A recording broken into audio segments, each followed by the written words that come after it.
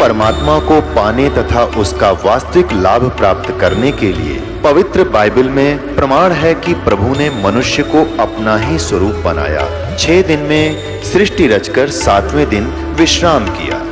कुरान शरीफ में प्रमाण है कि हजरत मोहम्मद को खुदा स्वयं कह रहे हैं कि मैंने तुम्हें उस परमात्मा की महिमा बताने के लिए भेजा है।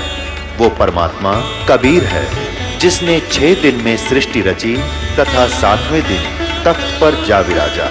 उसकी खबर किसी बाखबर से पूछकर तो देखो।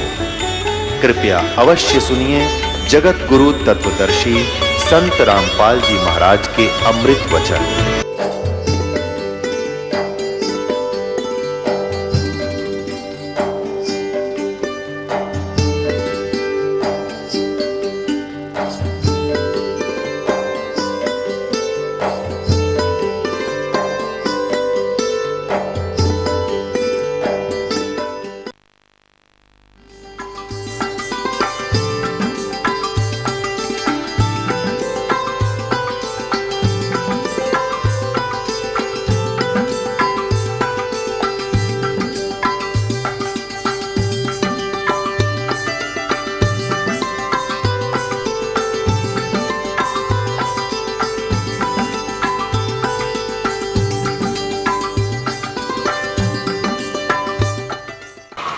अब रुचि ऋषि कहने लगा, पितामहो, हे दादे परदादो, वेद में तो इसको मना किया है कि ये मूर्खों की पूजा है, श्राद्ध शुद्ध निकालना, पितर पूजना। तो पितर भी कहते हैं क्योंकि वो ऋषि थे पहले के, वह भी।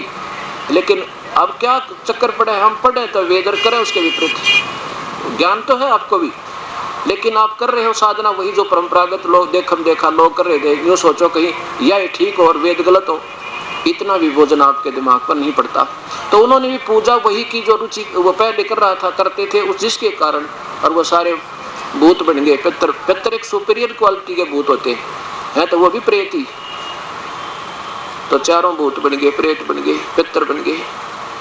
कहते हैं फिर नु कहा, बेटा यह बात तो सही है, वेदों में लिखा था ऐसा ही है कि श्राद्ध शुद्ध निकालना मूर्खों का काम है, इसमें तो कोई संशय नहीं। और फिर क्या रह गया, जब वेद मना करते हैं तो भगवान का संविधान प्रभु का, फिर अपनी अटकड़ लगाते हैं वो ऐसा चौवाली। कहते हैं फिर पितर ये कर देते हैं, पितर वो कर देते हैं, पितर धन दे देते हैं, पितर पुत्र दे देते हैं। आप तो भूखे मरे, अपने श्राद्ध की प्रार्थना करें, और वो औरों क्या दे देंगे, देखिएगा मार्कंडेय पुराण। अब जब तक हमें इन बातों का यथार्थ ज्ञान नहीं होगा तो हम ऐसे ही एक दूसरे के अटके रहते हैं। अब जब शास्त्रों को देखकर भी मन नहीं मानेगा तो फिर आप भक्ति के योग नहीं है।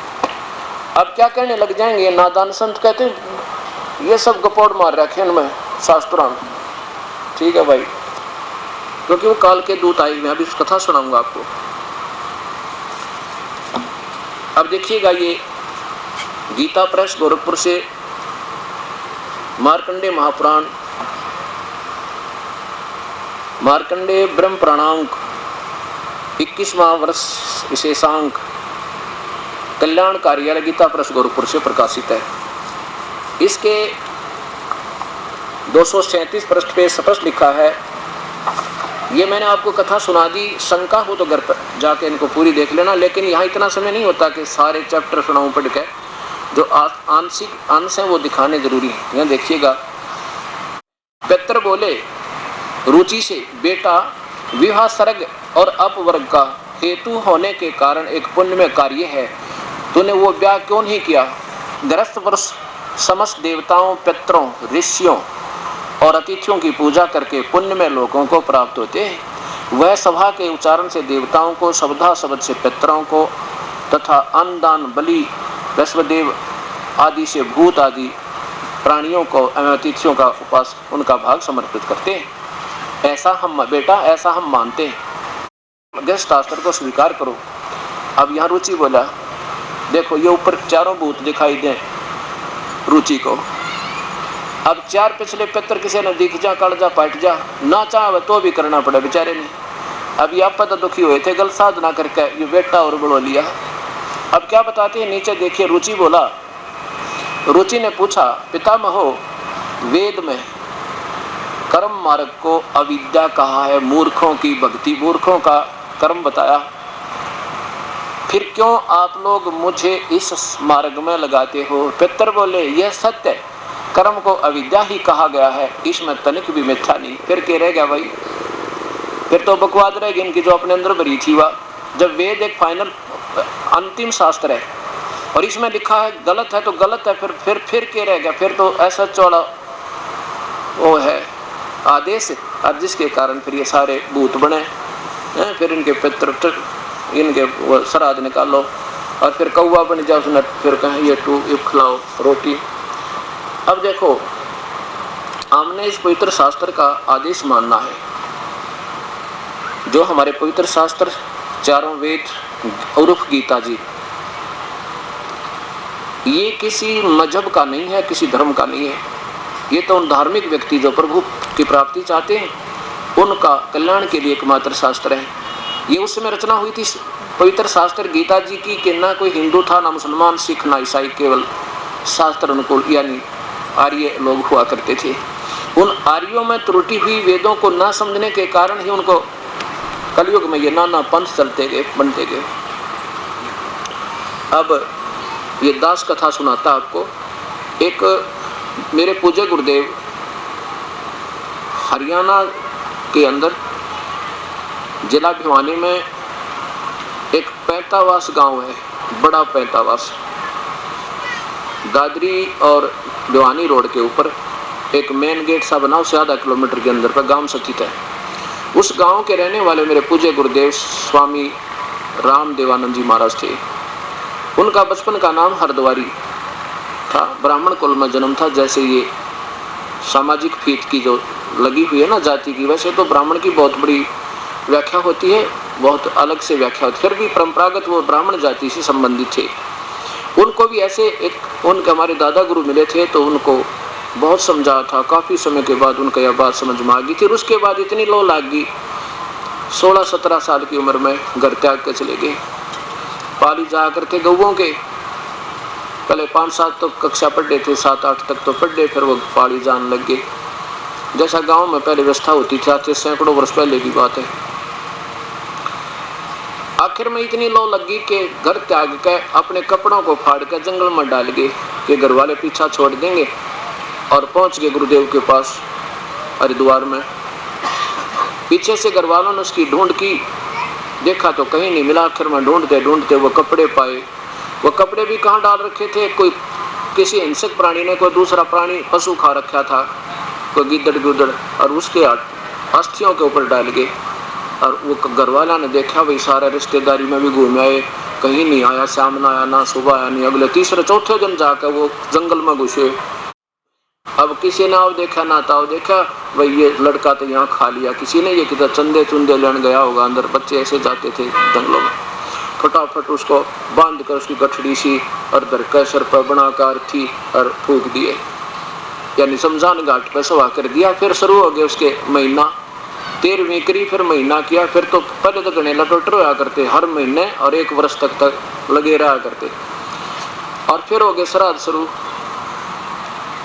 और जब वो परमात्मा तुल्य हुए महापुरुष अपने सतलोक जाने की तैयारी करने लगे, जब कति वृद्ध हो गए थे, 105-6 साल की उम्र हो गई थी उनकी। और उनके 4 आश्रम, एक तो नजफगढ़ दिल्ली में, एक फिरोजपुर जिला के अंदर तलवंडी भाई, एक मोगा में, खन्ना में, 4 तो उनके आश्रम चल रहे, दुनिया का उद्धार करें। और उधर से उनके पिंड भरवाए जा रहे, उनके क्या नाम श्राद्ध निकाले जा रहे। वो चले गए सेवकों के साथ पैंतावास गांव में। सारे गांव मतलब ये हो गया था कि हरद्वारी मर चुका है। और वो पहुंचे ना गांव में, सारा गांव देखना है, हरद्वारी तो जीव है। जाते बता दिए, मेरे ताया का मकान था, ये मेरे चाचा का मकान था, मेरी ताई ऐसी थी, ये थी, सारे बता दिए। सारा गांव हैरान रह गया, वाकई तो वो का वो है। अब मुझे पता चला, दास को भी सत्संग किया करते थे घर घर गांव में जाकर, तो मैं भी पहुंच गया दर्शनार्थ। उसके बाद जब गुरुदेव से मिलने के उपरांत उनकी एक भाभी बैठी थी, जो कहती मेरी 92 वर्ष की उम्र होगी, 92 वर्ष की। मैंने उससे कहा, माई जब हमारे गुरुदेव यहाँ से चले गए थे तो आपने कैसा महसूस किया इनके बारे में? वो बुढ़िया कहने लगी, भाई क्या बताऊं, मैं जब आई ना ब्याई तो मुझे तो इसके श्राद्ध निकलते पाए थे, और मैं बोली 70 श्राद्ध तो मैंने अपने हाथ से निकाल रखे हैं। और बताऊँ मैं कहाँ बता कि कभी कोई भैंस बीमार हो जाती या कोई गाय का तकलीफ हो जाती या खेती ना होती तो मैं जाया करती इनके पास, जो इन ब्राह्मणों के और होया कर वो खाल तारनी है, वो न्यारे जो ज्योतिष काटनी है, उनके पास जाती थी। तो वो गुरुजी ने कहा करते तेरा पिता थारा एक बेऔलादा मर रहा है, तुम्हारा कोई नी संतान मरा हुआ है, सबको पता होता, सबके घर में कोई न कोई पहले नी संतान ना जाने कितने मरा करते, पहले जो है ना 4-4 5-5 लड़के होते, एक ब्याह आ जाता, बाकी नी संतान ना मरा करते। तो ये उन अटकल बेरा था भाई, जो बे संतान मर गया कहते वो पितर बन गया और वो तुमने घना दुखी कर रहा है। तो उसके समाधान के लिए क्या बताते थे कि 500 लत्ते रख दो, हमारे को दे दो, और 11 रुपये रख दो। उसमें 11 रुपये आज के 11,000 के करीब थे, 11 रुपये। ने बोले जी वह भी रख देते, और फिर ने बोले एक मंडी बना दो, वह भी बना दी, ना आराम होया। ने बोले कि जेठ में नवाइए इसको, ज़्यादा गर्म हो रहा है, निकल ज्येष्ठ में ठंडे पानी से 21 दिन नलाना इसको सुबह सुबह मंडी को, ये शांत हो जाएगा। ने बोली वो भी करी मैंने मच्छी। फिर मैं बोला एक बात बताओ, अभी देखो ये दुनिया का उद्धार करे, और ये सब पाखंड नहीं था जो वो लोग आपको बहकाया करते। आने बोली थे तब पाखंड है। मैं बोला फिर अब तो त्याग दो इस बुराई में, ये छोड़ दो श्राद्ध स्रोत निकालना, ये तो गलत है। ने बोले भाई या के छूटे है तो पुरानी लाग से। मैं बोला कुएं में पड़ जा। अब वो पहले तो भूत बने, फिर तो और भूत नहीं बनिए। ने बोले भाई कुछ भी कर हमारे अपना छूटा है, थरा गजब हो। आँखों देखा कबीर साहब कहते हैं कि काहे की कुसलात कर दी वे और कुआ पड़े, हाथ में टॉर्च ले रहा रोशनी, और अगर कुआ फिर भी नहीं कहना सारे पड़ गए, मैं भी पड़ूंगा इसमें, गिरूंगा। फिर टॉर्च क्या खातिर ले रखी, गिरी रहे तो फिर करो उसमें कल्याण। जब शास्त्र पढ़ रहे हो, शास्त्र ने रास्ता दिखा दिया, अपने ने गुरुदेव ने बता दिया, ना समझ में आई थी तय अरे बिनो के नानू के छूटे है तो भाई फिर उसका समाधान नहीं है, वो भक्ति के योग नहीं है। ठीक है, एक बार सत्संग सुने ना समझ में आओ, दूसरी बार सुने, तीसरी बार सुने, पुस्तक ले जाओ, पढ़ो, सीडी देखो। और फिर हमारे जो सेवक हैं इन्हें 10-10 वर्ष हो गए, जिन्हें 6-6 वर्ष, 7-7 वर्ष, 8-8 वर्ष, 9-9 वर्ष नाम लियान हो गए, और इनसे पूछो जिन्होंने सब देवता पूजने त्याग दिए, जिन्होंने सब पितर पूजने त्याग दिए, इनको हानि होगी कि लाभ हो गया? आपकी जींद में भी हमारे कम से कम 500 घर होंगे, इनसे मिलकर देखो। और पहले से इनको लाभ हुआ या हानि हुई? हर एक का 70-90% उभरा हर एक चीज में, आप इनसे मिलकर देखो, तब दिल डट जाएगा। तो अब ये मार्ग मालिक ने आपके लिए प्रशस्त किया, इसको चूकना नहीं चाहिए। चूकोगे तो आप जैसे नादान नहीं, फिर भक्ति आपकी चले नहीं। उसके बाद धर्मदास जी को परमात्मा बता रहे हैं कि इसमें तो लिखा कि पितृ श्राद्ध मत निकालो गीता जी में, और तुम निकाल रहे हो। तो इस शास्त्र विरुद्ध साधना करने से तुम्हारे पूर्वज ये पितृ बने धर्मदास, और अब तो भी नंबर तेरा पितृ बनने का बेसिक बात बना। अब धर्मदास इस बात से बड़ा प्रभावित तो हो रहा है, लेकिन ये पुराना रंग जल्दी से जगह नहीं छोड़ता। फिर क्या कहने लगा, हम तो राम कृष्ण का जाप करते हैं, भगवान विष्णु का जाप करते हैं, और हम कोई जीव हिंसा नहीं करते, क्योंकि वो गर्म सा हो गया। धर्मदास ने सोची ये मुसलमान मने शिक्षा दे। आखिर में ये कहने लगा हम किसी जीव हिंसा नहीं करते, ये कहने के लिए कि उन्हें चुप हो जा, तुम मांस खाते हो, हम मांस नहीं खाते, तुम मांस खाते हो। मतलब ये उस थोड़ी सी प्रतिक्रिया की थी धर्मदास ने। देखो कबीर साहब बोले भाई बात ठीक है, जीव हिंसा तो महापाप है। धर्मदास बोला जो जीव हिंसा करता है ना कभी सफल नहीं हो सकता वो आदमी, उसकी कोई भक्ति नहीं बन सकती। जो मतलब बकरे काटता है उसका संकेत ये था। कबीर साहब बोले बिल्कुल सही कहा आपने, और जो बुराई मेरे में होगी मैं छोड़ दूंगा, क्योंकि वैसे तो परमात्मा थे, लेकिन उसको प्रसन्न करने के लिए अगर इस बुराई से भक्त परमात्मा नहीं मिलना है तो मैं बिल्कुल नहीं करूंगा। करते तो थे ही नहीं, वो तो वैसे उसकी मन राजी करने के लिए, प्रसन्न करने के लिए कि ये ज्यादा सा ना गुस्सा होगा मेरे थे। फिर कहने लगा ये एक बात बता धर्मदास जी, आप कहां से चल कर आए हो? अब धर्मदास कहने लगा बांधवगढ़ से। बताया ना कितनी दूर है बांधवगढ़ मथुरा से? लगभग 800 किलोमीटर।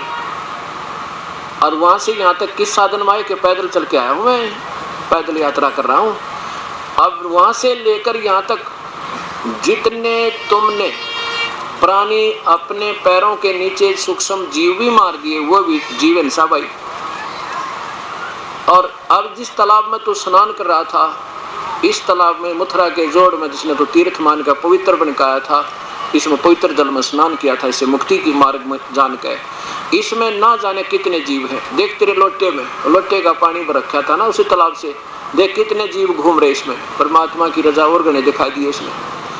और बेटा जब तू इसमें स्नान कर रहा था ना पुत्र, ऐसे रगड़ रगड़ कर नहाया, ना जाने कितने जीवों का तूने कचूमर काट दिया और ना जाने कितनी हत्या कर दी। और तूने जो ये स्थान लिपा है ना जिसके ऊपर ये आरती उरती ये रोटी बनाता है तू, इसमें इतने जीव हिंसा कर दी तूने। क्या बताया? सत्तर ब्राह्मण की है हत्या, जो चौका तुम देवो नेता, ब्राह्मण शेष हत्या जो होई, जल स्नान करत हो सोई। पृथ्वी ऊपर पग जो धारे है, करोड़ जीव एक दिन में मारे। फिर बता नादान, तेरी मुक्ति कैसे होगी? जीव हिंसा करने वाले की मुक्ति नहीं होती, तूने तो जुल्म कर रखा है। अब देखो, पिता का चाहे तो बड़ा पुत्र मार दे और चाहे छोटे की हत्या कर दे, दोनों का दुख बराबर है और दोनों की बराबर सजा होती है सरकार के इतिहास में, कानून में। अब धर्मदास कहने लगा, ही तो सोचा ही तो बड़ा उस्ताद आदमी, तो कहने लगा इसका मतलब भाई हमने जान के थोड़े मारते हैं, तो वैसे अनजानपने में मर जाते हैं। कबीर साहब बोले बिल्कुल ठीक है। देखो आपका इतिहास आपके भगवान का ब्रह्म तक की साधना, पर ब्रह्म तक की साधना का ये प्रतिफल है कि जैसे कर्म प्राणी करेगा दोनों भोगने होंगे। जैसे पुण्य भी अलग अकाउंट है, पुण्यों का डेबिट और क्रेडिट अलग है। जो पुण्य है वो अलग अकाउंट बनेगा और पाप के लिए बेटा न्यारा बनेगा। जैसे एक लाइसेंस बनाया जाता है गवर्नमेंट की तरफ से, अथॉरिटी एक नियुक्त की जाती है, ड्राइविंग लाइसेंस यानी चालक का एक प्रमाण पत्र होता है जो गाड़ी चलाना होता है, जिसमें उसको बनाने वाला जब बना के देगा अधिकारी, पहले उसको खूब ट्रेनिंग ले लेगा कि वो सही ड्राइवर है कि नहीं, और फिर वो लाइसेंस बनाकर दे देगा, प्रमाण दे देगा कि ड्राइवर सही है, ये गाड़ी चलाना जानता है। तो फिर उससे अगर एक्सीडेंट हो जाता है तो वो दोषी नहीं होता, क्योंकि वो चालक है और किन्हीं और स्थिति में हो गया तो वो विवश है। और एक्सीडेंट हो गया और जिसके पास चालक का ये प्रमाण पत्र है नहीं, तो सीधा पहला दोष लग गया, अंदर हो जाएगा कि तू तेरे पास ये अधिकार नहीं था, तूने गाड़ी चलाई क्यों। ऐसे ही जिनको गुरुदेव का नाम मिल गया पूरे गुरु थे, तो उन पे उन पापों का दबाव नहीं होगा, कौन सों का, जो जानकर नहीं किए जाते। अनजानपने में पैरों के नीचे आके फिर मरते हैं तो आप पर दोष नहीं। और जब तक आपको पूरे संत और पूर्ण परमात्मा का नाम नहीं है तो समझो आप पर दोनों आपके अकाउंट बन रहे हैं। अब आपके मन में यह होगी हमने गुरु बना रखे हैं, हम भी गुरु बना रहे हैं, हमने भी गुरु बना रखे हैं, हम तो ठीक है ना। इन गुरुओं तो बात नहीं बना, जिन्हें तो बनाए बैठे हो। क्यों? देखो हर चीज का, हर क्षेत्र का कोई नियम होता है, प्रभु के पाने का भी नियम होता है। अब नकली भी लाइसेंस बनाए जाते हैं और नकली वो नस्लियों से ज़्यादा बढ़िया बना के दे देंगे आपको, पासपोर्ट भी और लाइसेंस भी, लेकिन वो वक्त पर काम नहीं देंगे और फिर आपको वो सजा जो की तो मिलेगी पूरी की पूरी। अब कैसे है कि न तो ब्रह्म कर्म काट सकता, न परब्रह्म काट सकता, और न ब्रह्मा विष्णु महेश काट सकते। इनमें वर्णित इनकी साधना से जो कर्म तुम कर रहे हो वो दोनों आपको मिलेंगे। आपने गुरु भी बना रखा है तो भी आपके ये जो जितनी भी हिंसा आपको हो रही है, पाप हो रहे हैं, इनका कोई क्रेडिट आपको नहीं मिलेगा, अपने भोगने पड़ेंगे। और जो सतलोक की महिमा गाते हैं, सतलोक का सतपुरुष की महिमा गाते हैं, और वो नाम 5 गलत देते हैं, 5 नाम पूर्ण परमात्मा के नहीं है, वो 5 नाम काल के, ज्योत निरंजन निरंकार ओंकार सतनाम सोहन सोहम, ये 5 नाम काल के हैं। ये बेसिक, ये देखो ना, यही तो चक्कर पड़ेगा सबके सामने। हमने वो लाइसेंस चाहिए था जो अधिकारी हो और वो सच्चा नाम हो तो ठीक है, नहीं तो गलत है। अकाल मूर्त सब स्वरूपी राम सतपुरुष, ये कोई मंत्र नहीं, किसी इतिहास में नहीं, किसी शास्त्र में। अब इन नामों के और फिर जो और दूसरे क्या देते हैं, हंस स अंदर ह अंदर, और कहते हैं उल्टा कर ले तो सोहम हो गया। हंस का उल्टा करने सोहम कर दे बिना बने, फिर उल्टा क्यों करे, उल्टा जप लो। और सोहम शब्द लाए कहाँ से तुम? किसी वेद में, किसी गीता में, किसी भागवत में बताते दो हमने तुम्हारे सोहम नाम लाए तुम कहाँ से? उस परम पिता पूर्ण ब्रह्म ने आकर ये सोहम नाम दिया था। किसको? सबसे पहले इन्होंने शिव को दिया था। हम बैरागी ब्रह्मपद ये सन्यासी महादेव, सोहम मंत्र दिया शिव जी को, वो करे हमारी सेव। सोहम शब्द हम जग में लाए, सार शब्द हम गुप्त छपाए। अब सोहम जो शब्द है ये दो हिस्से करके जाप नहीं होता, इसका ये नादाना की बात है। अब एक तो बंदूक हो और एक गोली, गोली नहीं इधर फेंक दे, बंदूक नहीं इधर फेंक दे, ये कोई समझदारी हुई? ये भी मंत्र ठीक नहीं है। अब ये दास जब इतने बड़े माइक ला के बोल रहा है, कह रहा है, कोई अनजान व्यक्ति न सोचे सबकी निंदा करते हैं, ये आपकी सबसे बड़ी नादानी होगी जो सत्य को और निंदा समझोगे। अब जैसे एक तो 1000 रुपये का नोट हो, 500 का पीछे नकली नोट चला था एक बार, किसी ने गलत छाप दिए थे नकमी आत्मा ने, और सरकार को पता लगा तो टीवी पर दोनों दिखाया करते ये ओरिजिनल है ये डुप्लीकेट है भाई, अब पहचान कर लो कि आगे धोखा ना खा जाओ।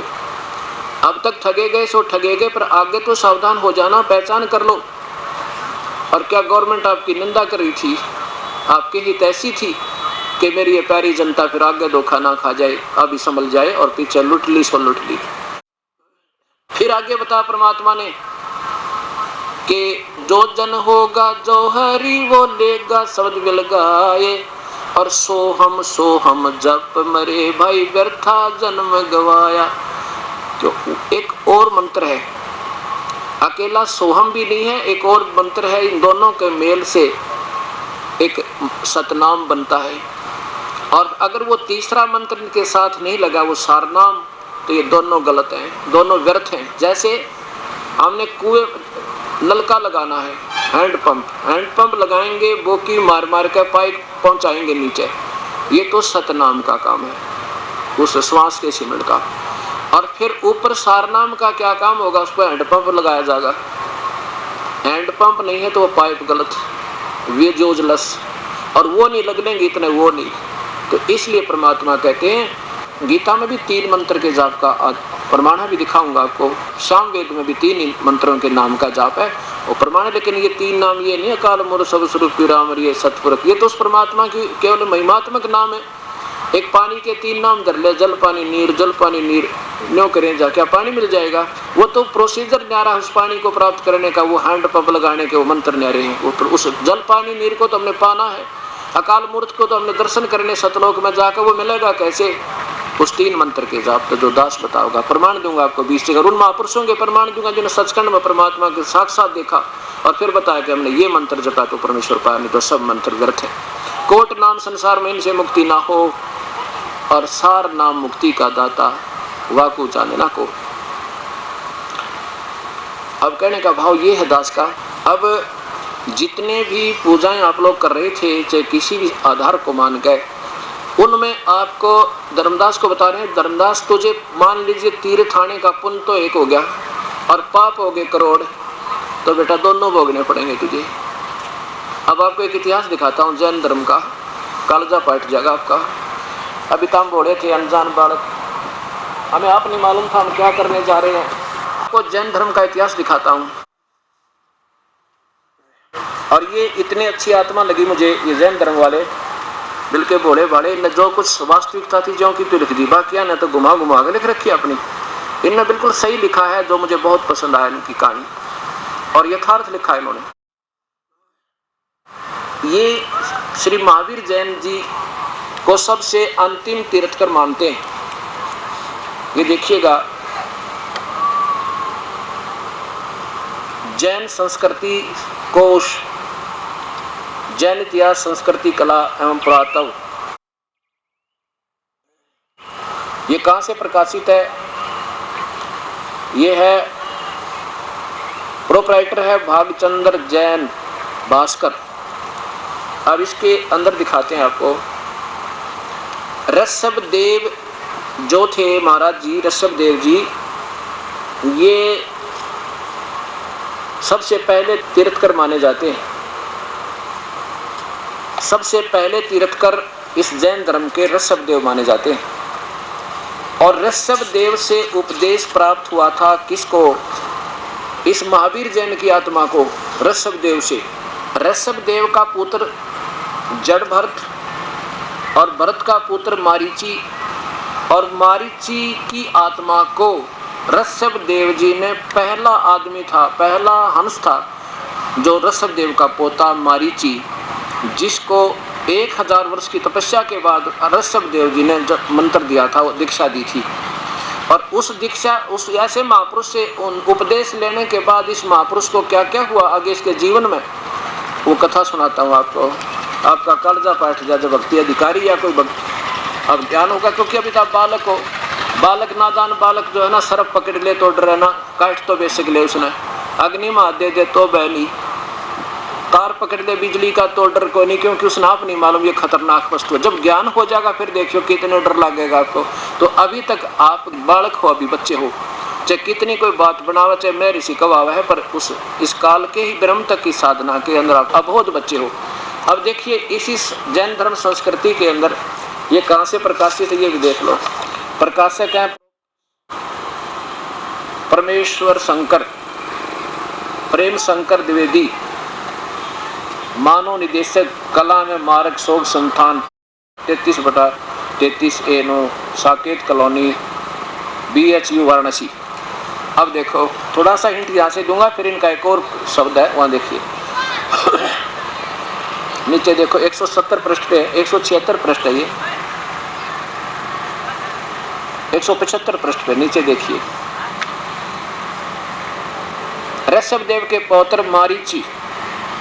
इस तरह ऋषभदेव के विषय में निष्कर्ष रूप से कह सकते हैं कि ऋषभदेव के पुत्र मारीची भरत के पुत्र को प्राणों के वैदिक धर्म का प्रवर्तक माना गया। और यहाँ यही मारीची जैन परंपरा के आगे चलकर महावीर वर्धमान बना। अब इसके साथ कितने डले डोए इस प्यारी आत्मा ने प्रभु की तरफ में, और गलत साधना ही ब्रह्म तक की, काल तक की साधना कर करके ऋषभदेव से दीक्षा प्राप्त हुई। यहाँ देखना 177 पृष्ठ पे,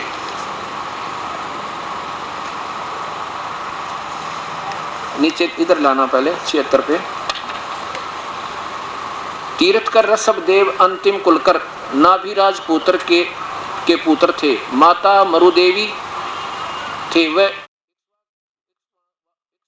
इक्ष्वाकुवंशी यानी इक्ष्वाकुवंशी नाभिराज अयोध्या के एक लोकप्रिय राजा थे। तरुण होने के कारण 2 शादियां की। सुमंगला से भरत सहित 99 पुत्रों का जन्म हुआ, 2 पुत्री, 1 ब्रह्मी पुत्री का जन्म। समय आने पर ऋषभदेव ने भरत को अयोध्या का, बाहुबली को तिक्षित कला का, इनको सबको शासन देकर अलग अलग पुत्रों को राज बांट के, और स्वयं ऋषभदेव ने प्राणिपात्री ऋषभदेव 1 वर्ष तक निराहारे यानी कति कुछ भी नहीं खाया पिया। आगे देखो मैं थोड़ा थोड़ा बताऊंगा आपको।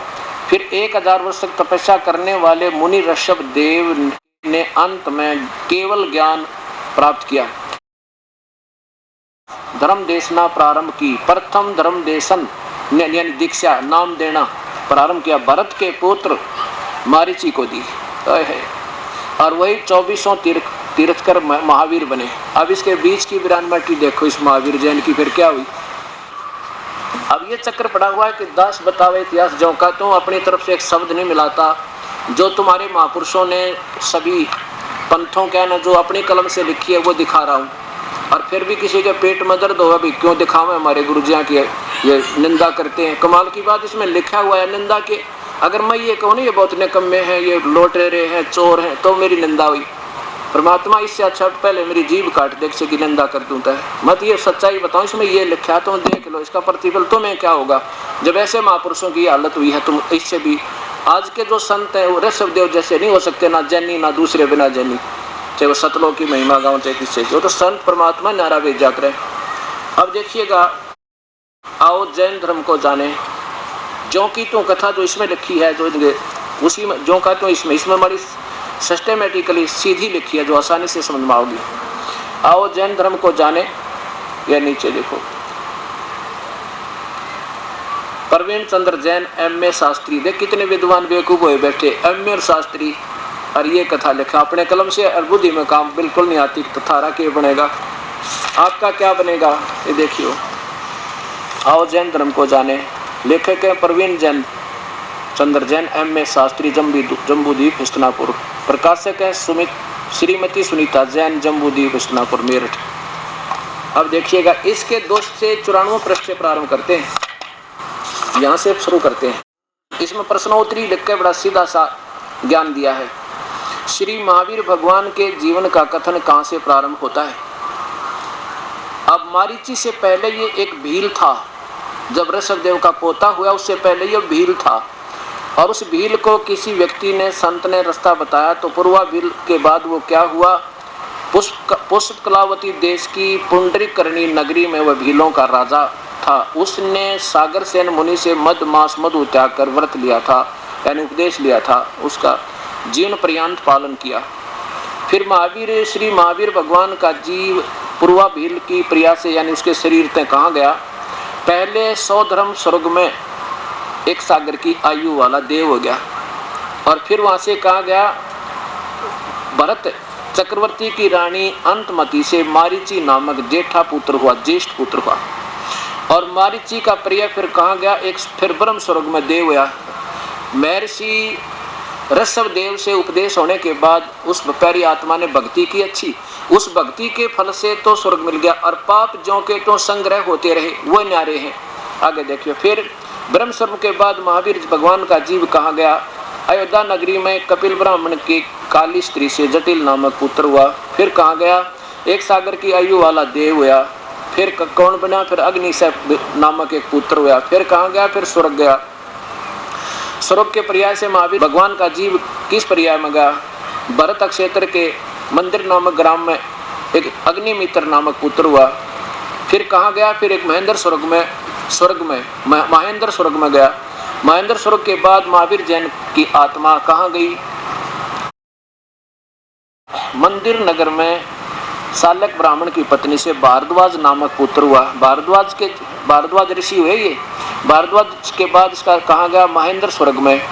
और महेंद्र स्वर्ग से कहाँ गया, नौगैदिया सागर की आयु वाला नौगैदिया जीव हुआ।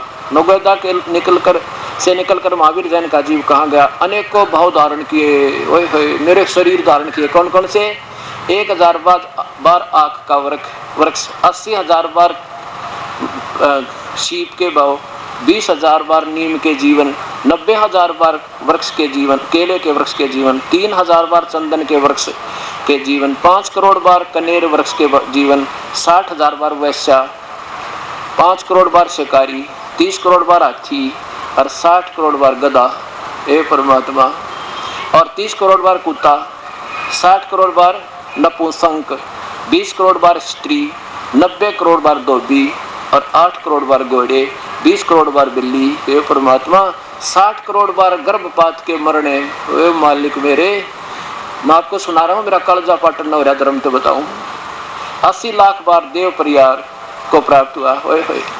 80 लाख बार तक देव स्वर्ग में भी पहुंच गया, देवता भी बना।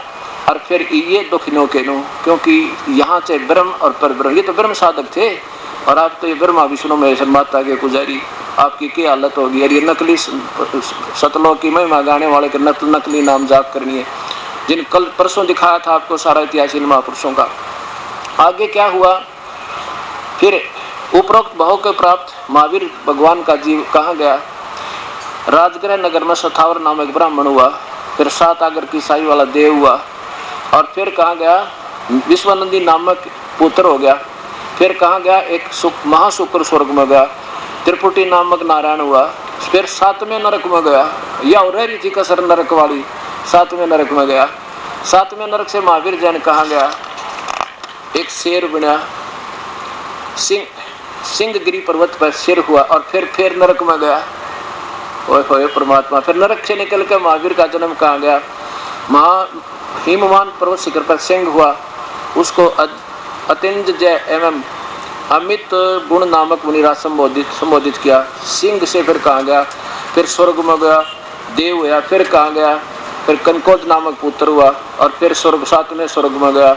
7वें स्वर्ग से फिर कहाँ गया, अयोध्या नगरी हिरण्य नामक पुत्र हुआ और फिर स्वर्ग में गया और फिर उस ये पितर नामक चक्रवर्ती राजा हुआ और फिर स्वर्ग में गया। फिर जम्बूद्वीप के अंदर फिर क्या हुआ, एक नंदी नामक पुत्र हुआ और फिर कौन हुआ वो नंद का जीव। फिर आगे कहाँ गया, 24वां तीर्थकार महावीर हुआ। ये भी महावीर जिसकी ये पूजा करें जैन धर्म ये के दुर्गति करके जो ऐसे महापुरुष उपदेश जिसे एक नंबर के संत जो जिससे धर्म प्रवर्तक माना जाता जैन का, और उससे नाम लेने के बाद इस प्यारी आत्मा की कितनी दुर्गति हुई। अब देखो फिर महावीर भगवान के जीव ने कितने पाखंड मत चलाए। पाखंड है ये जितनी पूजा करें जैनी, ये खुद अपनी लेख में लिख रहे पाखंड मत चलाए। कितने चलाए कि 363 पाखंड मत चलाए महावीर ने, ये परमात्मा। और इसके पीछे लग रहे सारे, और स्पष्ट लिखा है। तो मैं अपनी तरफ से कुछ नहीं बता रहा दास, ये आपके सामने इन्हीं के कर कमलों द्वारा ये लिखा हुआ है। अब ये इनका नहीं, आपके साथ भी सबके साथ ऐसी बनी हुई है, क्योंकि जो पूजा कर रहा है अपने को कति 100% सही मान कर रहा है। अगर जिस दिन ये पता लग जाएगा कल बैठ जा और छुआ भी नहीं आप इस मार्ग को। अब देखो कितना समय लगेगा समाज को शाना बनने में, क्योंकि हजारों वर्षों का अंधेरा ठोक रखा और फिर ये महापुरुष उसी कुएं में डाल रहे थे जहां से निकालना चाहिए था। अब ये दास जो आपको बताना चाहता है, और साथ में अनजान व्यक्ति इसको नंदक भी कहते होंगे, कहो मैं तो ये कहता हूँ अगर कोई देखो, मुझे भी बड़ा दर्द हुआ था जब पहले मेरी क्रिया को किसी ने बुरा बताया था। मेरे गुरुदेव ने जब ये कहा था तो मुझे बहुत बुरा लगा था, क्योंकि उनसे पहले किसी ने ये नहीं कहा था तुम भाई गलत जा रहे हो, सब ठीक यूँ कहा करते बहुत अच्छी बात है, वह जो पूजा करता ठीक है, संत सब बराबर होते हैं, वे सबका उद्देश्य एक ही है, भगवान के पास जाना है। अब जब उनका ये ज्ञान हृदय में समाया, उसके बाद दास को भी पता है कि मैं किसी को कुछ कहूँगा किसी के बारे में, एक बार दर्द जरूर होगा। और मैं तो ये कहता ये दर्द होगा तो आपका काम आएगा, आप कम से कम चिंतित तो होगे। मान लीजिए मैं आपके 1000 के नोट को और नकली बता रहा हूँ, या ये बता रहा हूँ भाई 1000 का नहीं 10 रुपए का है, तो चिंता 2 कारण से होगी आपको। एक तो इस कारण से होगी कि जो आपके पास नोट है आप उससे पूर्ण परिचित नहीं हो कि वास्तव में ये 1000 रुपए का है नहीं या नकली है, आपको भी ज्ञान नहीं, आप इतने ज्ञानवान नहीं हो। और दूसरी ये होगी कि आपको ये भी नहीं पता ये 10 का है या 1000 का है, इतने अबोध हो। यदि आपको कॉन्फिडेंस है कि मैं जो मुझे प्राप्त है जो नोट ये बिल्कुल सही है, तो आपको चिंता हो ही नहीं सकती। और चिंता हुई है तो फिर उसका समाधान ढूंढना चाहिए। 20 तो पता करें, फिर आप पता किससे करोगे? अपने गुरुओं से।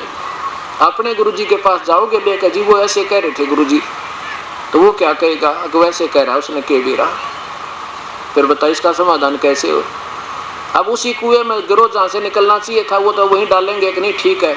और यही पहले हुआ करता हमारे पूर्वजों के साथ, परमात्मा स्वयं आकर के कबीर परमेश्वर यही बताया करते जो दास बतावा आज।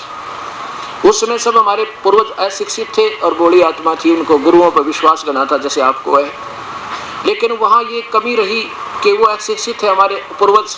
और जैसे गुरु लोग वहाँ सत्संग सुनकर जाते परमात्मा का, यही सत्संग और गुरुओं से पूछा करते, गीता में मना किया है पितर मत पूजो, श्राद्ध मत निकालो, फिर आप हमसे क्यों पूजवा रहे हो? वह कहते थे वो क्या जाने गंवारन पढ़ अशिक्षित, हम काशी विद्यापीठ पढ़ कर आए, कहीं गीता में ऐसा नहीं लिखा, कहीं वेदों में ऐसा नहीं लिखा कि मत देवता मत पूजो या श्राद्ध मत निकालो। तो ये विश्वास होना भी उनकी बात ठीक थी हमारे पूर्वजों की, भाई ये पढ़ा लिखा आदमी वो है शिक्षित, ये जुलाहा कबीर ये क्या जाने शास्त्रों के बारे में। फिर वह सुख संतुष्ट हो जाते, बल्कि दुश्मन बना दिए, उस परमात्मा के दुश्मन बना दिए उन संतों ने, उस नादानों ने। लेकिन अब वो समय गया, अब ये समय आ गया कि सब बहन भाई बेटे बुजुर्ग शिक्षित हैं। और दास ये कहता है कि आपके गुरुजी गलत मार्गदर्शन कर रहे हैं, उनको सतलोक का भी ज्ञान नहीं है, तो आप उनकी पुस्तक आपके सामने दिखा देता हूँ। 90% आपका जो भी उफान था ना वो ठीक हो जाता है। आप हो घी मक्खन का ना हो गया आप में, अरे गर्म कर रहा हूं मैं ये आपके सत वचन कह के, और आप गर्म हो गए तो मैल ऊपर आओगा। आप सोचोगे हमारे गुरुदेव की, हमारे गुरु की निंदा की इसने। उस पुस्तक को उठाओगे और देखोगे, एक भगत जी कह रहा था जी मैंने आपका सत्संग सुना, और आपने हमारे गुरुओं की पुस्तक दिखाई थी ना, मुझे बड़ा गुस्सा आया। मैंने पहले तो टेलीफोन किया जिज्ञासु बन के, और फिर आपके आश्रम से मेरे पास पुस्तक मंगवाई कि इनकी त्रुटि ढूंढूंगा और फिर अपने गुरुजियों को बताऊंगा जाके, उनकी फिर युवा दिखाएंगे। बात चलो इस तरह ले लो। वो पुस्तक भेजी, हमने कुल पैसा भी नहीं लिया, कोरियर के भी अपने घर पे दिए और वो पुस्तक भेज दी। ने बोले जी पहली बात से तो मैं यहाँ इम्प्रेसिव हुआ कि एक नया पैसा लिया नहीं, पुस्तक भेज दी। चलो फिर सोचा भी अपना पंथ बनाने के लिए पुस्तकें भेजे दिया करें। फिर वो पढ़ के देखी तो मैं तो ये परमात्मा कहने लगा, रोया 1 घंटा बैठ कर। पहले तय सोच पढ़ी तो इस उद्देश्य से थी अब 100 त्रुटि काटूंगा, अपने वाला को फिर पढ़ी दोबारा तो उसमें त्रुटियाँ कमियाँ ना पाई ने।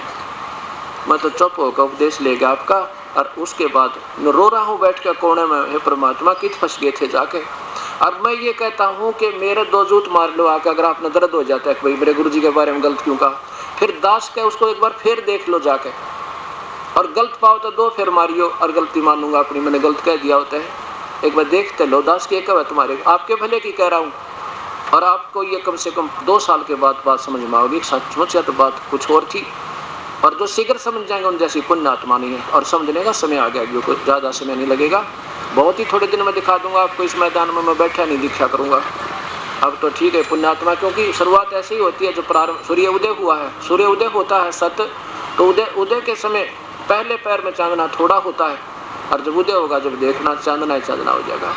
कबीर साहब कहते हैं और ज्ञान सब ज्ञानड़ी ये कबीर ज्ञान सो ज्ञान, जैसे गोला तोब का भाई करता चले मैदान, तारा मंडल बैठे करिए चांद बड़ाई खावे, उदय हुआ जब सूर्य का हास्यों तारों छप जावे। अब जितने पुस्तक लिख लिख ये महापुरुष बने बैठे हैं, सत्य ज्ञान के सामने देखिए, ढूंढे तो भी ना पाओगे। अब ये पुस्तकें दिखाना दास का शौक नहीं या कोई उद्देश्य नहीं, और मुझे इनकी कतई जरूरत नहीं थी, क्योंकि मुझे तो अपने भगवान पर 100% 100% विश्वास उनकी अम्रवाणी से हो गया था। और फिर जो प्रभु के गुण होते हैं मेरे पहले झटके में वो परमात्मा के गुण भी प्राप्त हो गए थे जिनके लिए हम घूम रहे थे। फिर संशय दास को नहीं रहा। फिर 20 प्रमाण मिले जिन महापुरुषों ने सतलोक में सतपुरुष देखे, आदरणीय गरीबदास जी, आदरणीय गुरु नानक देव जी, आदरणीय दादू साहेब, आदरणीय श्री धर्मदास जी, आदरणीय मुल्कदास जी, आदरणीय रामानंद जी महाराज। तो फिर कसर कौन सी रहेगी। फिर मुझे ये शंका बन गई कि जो आज वर्तमान में सतखंड सतलोक बताओ कि भगवान निराकार वहां पर है नहीं, और उसका तेज और केवल प्रकाश दिखाई देता, वो कति बेकार हैं आपको, उनको ना तो अब अनुभव क्या का और ना उनके मंत्र ठीक। अब मैं जो पुस्तक दिखाता हूँ आपके लिए, कैसे एक अंधा जावा था रात्रि के समय लालटेन हाथ में लिए हुए, आगे से बच्चे आ रहे थे शोर शराबा करते हुए, आवाज लगाई, देखो बच्चों मुझे दिखाई नहीं देता, कहीं मेरे अंदर टक्कर ना मार दो। बच्चों ने ध्यान से देखा कि बुजुर्ग आ रहे हैं और हाथ में लालटेन लिए हैं और कह रहा मैं अंधा हूँ। बच्चों ने पूछा बाबा आप अंधे हो तो फिर लालटेन किस लिए लिए हो, कि आप आंखें वालों के लिए, कहीं मेरे में टक्कर ना मार दो। अब ये लालटेन जो है ना, ये शास्त्र आपके गुरुओं की आप ही को दिखा रहा हूँ कि कहीं मेरे साथ टक्कर ना मारो, पहले इन्हें पढ़ लियो चांदने में।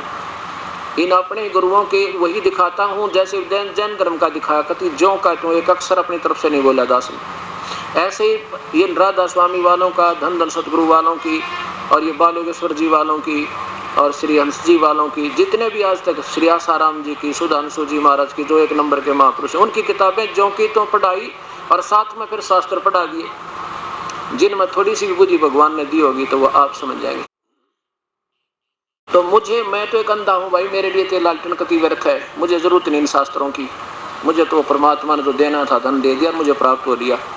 अब ये दास चाहता है कि मेरे जैसे जिज्ञासु बहुत गणे कम नहीं है, जिन्होंने अपना, एक भक्त जी बता रहा था कि मैंने वो आश्रम में पहुंचा एक हमारे सेवक के साथ, वहाँ पर सेट बन रहा है, उसमें लंबा चौड़ा, उसमें कहने लगा जी मुझे पंखे लगाने की सेवा दे दो।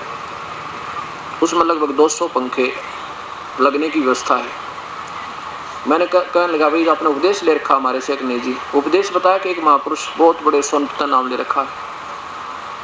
मैं बोला जी ऐसे हम आपकी सेवा स्वीकार नहीं करेंगे। कहते हैं गुरु बिन माला फेरते, गुरु बिन देव दान, गुरु बिन दोनों निष्फल हैं, चाहे पूछो वेद पुराण। पहले तो नाम लो, आपका अकाउंट खुलेगा इस बैंक में भगवानाड़े में, और फिर कुछ भी दान कर लियो।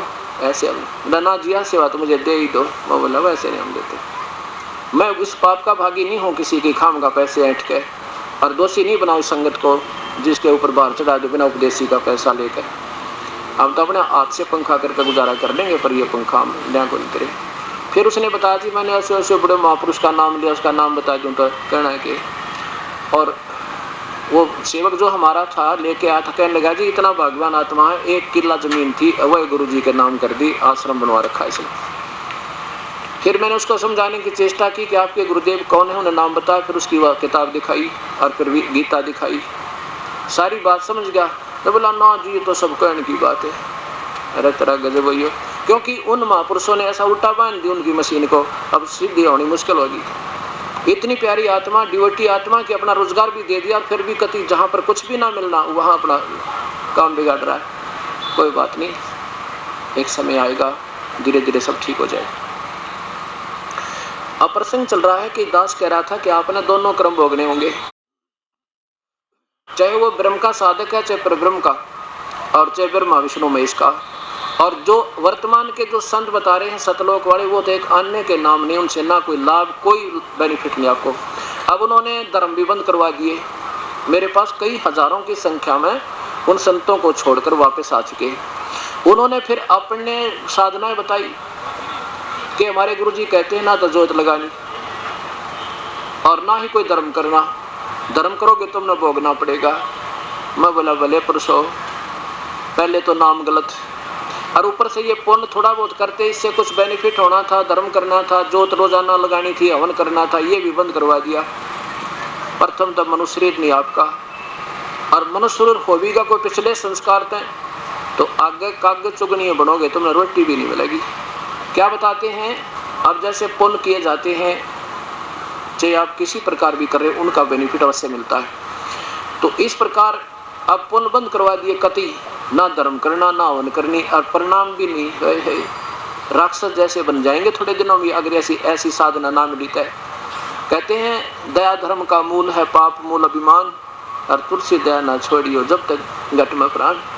अब जो आज ये कोई 10 रुपये 1000 रुपये 20 रुपये उन पर छूट जाते हैं ना, सारा दिन आत्मा प्रसन्न रहती है।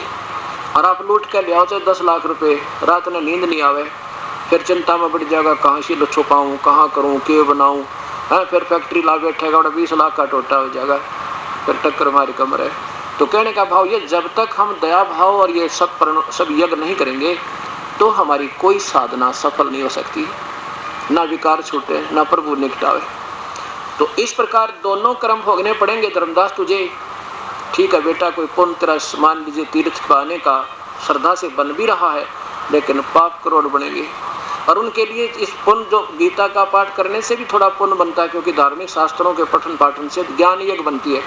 अब इसके आधार पर कभी तेरा मान लीजिए संस्कार बन गया, 2 वर्ष स्वर्ग भी चला गया, और फिर करोड़ बार जैसे हाथी, करोड़ बार कुत्ता, करोड़ बार गधा, करोड़ बार नपुंसक, करोड़ बार वृक्ष, ये भी बनोगे। इनमें कति टाल नहीं है, ये सत्य इतिहास लिखा है इन्होंने, बिल्कुल ज्यों का त्यों। बाकी तो गुलामुला गोलमोल कर रहे हैं जो वर्तमान के संत, ये तो यथार्थता को कति छुपा रहे हैं, और ना इनके कुछ शास्त्र से थ्योरी, इनकी थ्योरी सही मिलती है शास्त्र से। और यही है, जब तक पूर्ण ब्रह्म, पूर्ण परमात्मा, सतपुरुष की, पूर्ण ब्रह्म की और उस 3 नाम के मंत्र की अगर उपासना नहीं होगी तो आप दोनों कर्म लागू है। उस मंत्र के आधार पर क्या होगा कि आपके ये जो पाप कर्म जो आपने भोगने थे 84 लाख योनियों में या नरक में, वो कैंसिल हो जाएंगे, आप पर फिर लागू नहीं होंगे, क्योंकि आपको वो सत लाइसेंस बन जाएगा जिसकी आपको आवश्यकता थी। अब धर्मदास कहने लगे जिंदा तू आदमी है या गमचक्कर है? एक भी बात तो डंकी नहीं कह रहा मेरे तय, क्या मुझे तू नादान समझता है, फलाना है, नाराज हो गया? क्योंकि अब पुराना रंग इतना खतरनाक इस प्राणी के ऊपर है परमात्मा, ये सीधा सा होना ना दे इसने ठीक तय।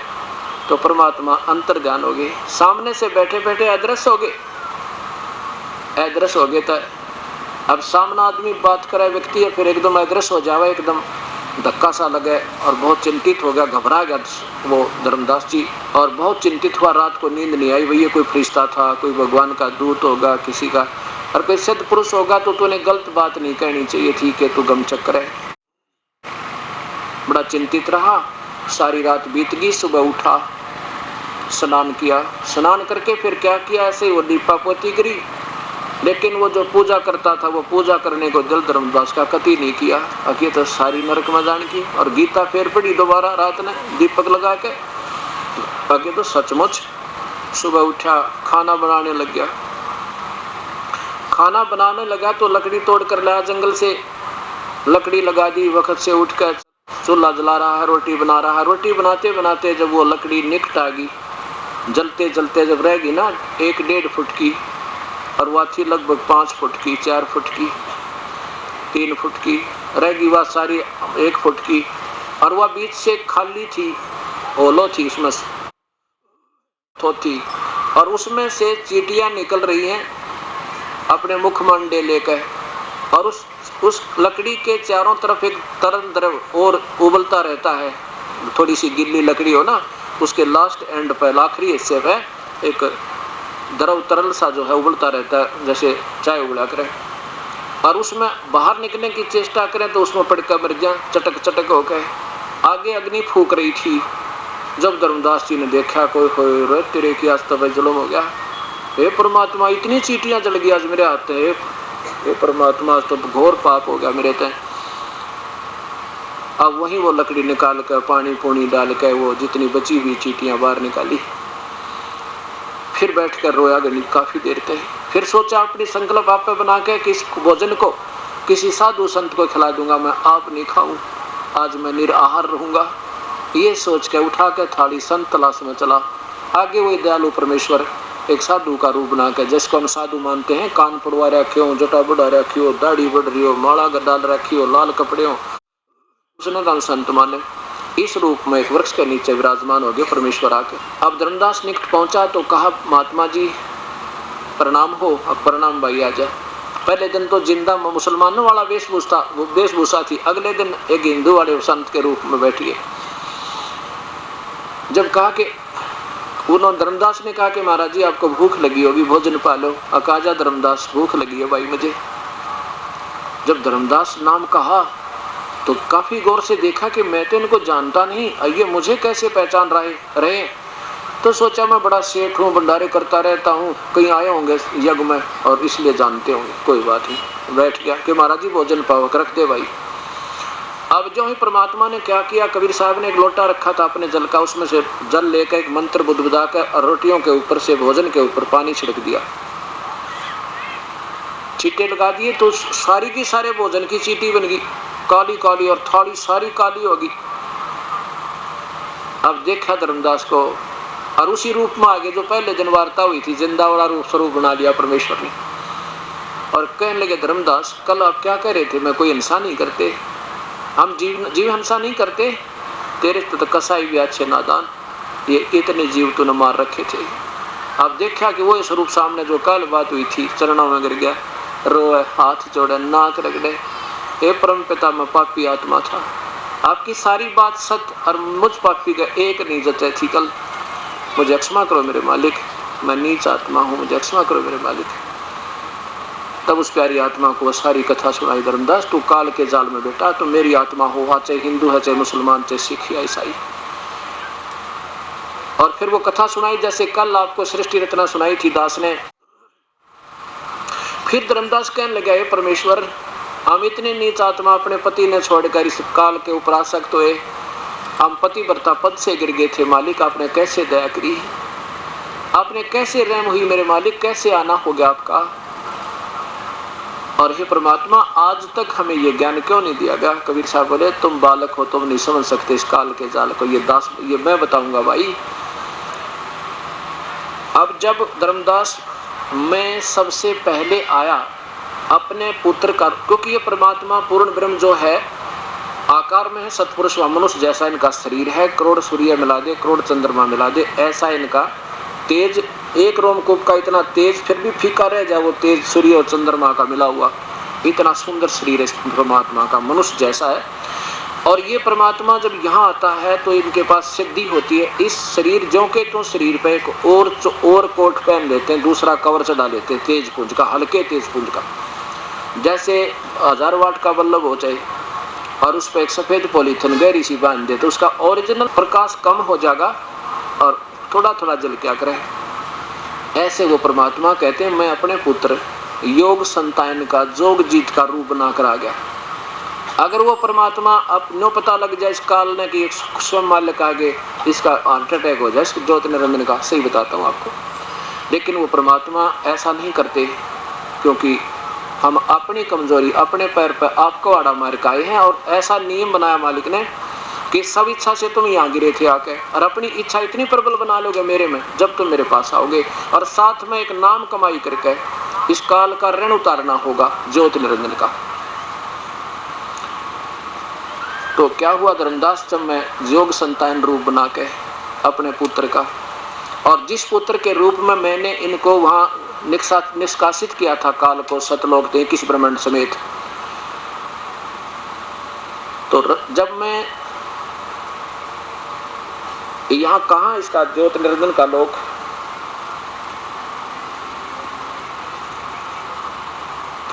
ये कल दिखाया था आपको एक ब्रह्मांड है, ये एक ब्रह्मांड है। और इन महापुरुषों को जो आज सतलोक की महिमा गाँव है, चाहे किसी ब्रह्म की चाहे कितनी बात बना, उनको एक ब्रह्मांड का भी ढंग से ज्ञान नहीं है, ना ब्रह्मा विष्णु महेश को एक ब्रह्मांड का भी ज्ञान नहीं है। ये एक ब्रह्मांड है और इसमें ये 3 राजधानी स्थल बना रखे हैं, श्री विष्णु, श्री ब्रह्मा, श्री शंकर जी का। और ये तीनों भगवान एक एक विभाग के इन 3 लोकों पर मालिक है। रजोगुण विभाग के विष्णु ब्रह्मा जी, सतोगुण विभाग के श्री विष्णु जी और तमोगुण विभाग के श्री शिव। और ये केवल पृथ्वी लोक, स्वर्ग लोक, ऋषपाताल लोक, 3 लोकों के ऊपर ये एक एक विभाग के मंत्री हैं। और ये काल जो है स्वयं ज्योत निरंजन, ये महाविष्णु, महाशिव और महा ब्रह्मा के रूप में इस ब्रह्म लोक में एक अलग गुप्त स्थान बनाकर रहता है। अपनी पत्नी दुर्गा को, शेरा वाली ज्योत निरंजन की पत्नी है, इन दोनों के संयोग से ब्रह्मा विष्णु महेश की उत्पत्ति हुई है। जब ये सतोगुण प्रधान अक्षेत्र है, ये तमोगुण प्रधान, ये रजोगुण प्रधान अक्षेत्र, ये काल, ये ज्योत निरंजन ये आकार में मनुष्य जैसा है, लेकिन ये सभी किसी को किसी साधना से दृष्टिगोचर नहीं होता, इसलिए इसको अव्यक्त और निराकार मान रखा है इन्हें अपनी सोचते हैं। ये महाब्रह्मा रूप में यहाँ रहता है और दुर्गा को मां सावित्री रूप में रखता है। जब इन दोनों के संयोग से जो पुत्र उत्पन्न होता है उसको रजोगुण बनाकर ब्रह्मा नाम रख देते हैं और उसको फिर नीचे का एक मंत्री बना देते हैं अपने बेटे को रजोगुण विभाग का। उसके बाद ये जब इस सतोगुण प्रधान क्षेत्र में ये स्वयं महाविष्णु होता है, काल दुर्गा को मां लक्ष्मी रूप में रखता है। और यहाँ जो पुत्र उत्पन्न होता है इनसे, तो उसको ये सतोगुण बनाकर और विष्णु नाम रख देते हैं। फिर ये तमोगुण प्रधान क्षेत्र है, इसमें ये महाशिव सदाशिव स्वयं काल होता है और दुर्गा को मां पार्वती बनाकर रखता है। इन दोनों के संयोग से जो पुत्र उत्पन्न होता है उसका नाम ये विष्णु शिव रख देते हैं और तमोगुण बना देते हैं। ऐसे फिर इसने एक महास्वर्ग बना रखा है यहाँ पर इस पर्वत के पार। इस महास्वर्ग में एक नकली सतलोक, नकली अलखलोक, नकली अगमलोक, नकली अनामी लोक, ये यहाँ स्थान भाव से नहीं दिखा पाया। इसके पीछे इन्होंने बहुत बड़ा एकांत स्थान पर वो बना रखे हैं जीवों को धोखा देने के लिए। अब देखिए पूरा ब्रह्मांड, ये एक ब्रह्मांड में, प्रत्येक ब्रह्मांड, इसके 21 ब्रह्मांड है ज्योत निरंजन के काल के। एक ब्रह्मांड में ये स्वयं मुख्य मंत्री का रोल करता है, 3 पुत्र उत्पन्न करके इनको मंत्री बना देता है। ऐसे ऐसे इस काल के ज्योत निरंजन के 21 ब्रह्मांड है। ये देखिए ऊपर ज्योत निरंजन काल ब्रह्म के लोक अर्थात 21 ब्रह्मांड का लघु चित्र। अब यहाँ देखिए, ये एक ब्रह्मांड आपने देखा, ऐसे ऐसे 5 ब्रह्मांडों का एक ग्रुप बनाकर महाब्रह्मांड नाम रखा है। ऐसे ऐसे 4 महाब्रह्मांडों में ये 20 ब्रह्मांडों को रोक के और ये काल यहाँ फिर इसको बंद कर रखा है। इससे अलग स्वयं एक महाब्रह्मांड तुल्य, इस एक महाब्रह्मांड तुल्य ऊपर स्थान ले रखा है। इसमें ये स्वयं यहाँ रहता है।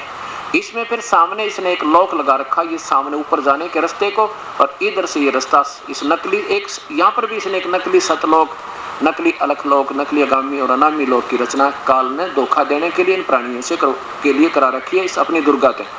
और इधर ये 12 द्वादश पंथ, ये 12 जो अचिंत भक्त हैं, ये पिछले महर्षि थे, पिछले जन्म जन्मांतर की बहुत पुण्यात्मा थी। अब काल ने इनको वहाँ रखा, पहले तो आनंद इन्हें के कर्म का भोग वहाँ दिया, उसके बाद इनको एक नकली सतलोक संत बना के और नकली सतलोक की या नकली ब्रह्मा विष्णु महेश तक की साधना बताने के लिए यहाँ भेज दिया नीचे इस ब्रह्मांड में।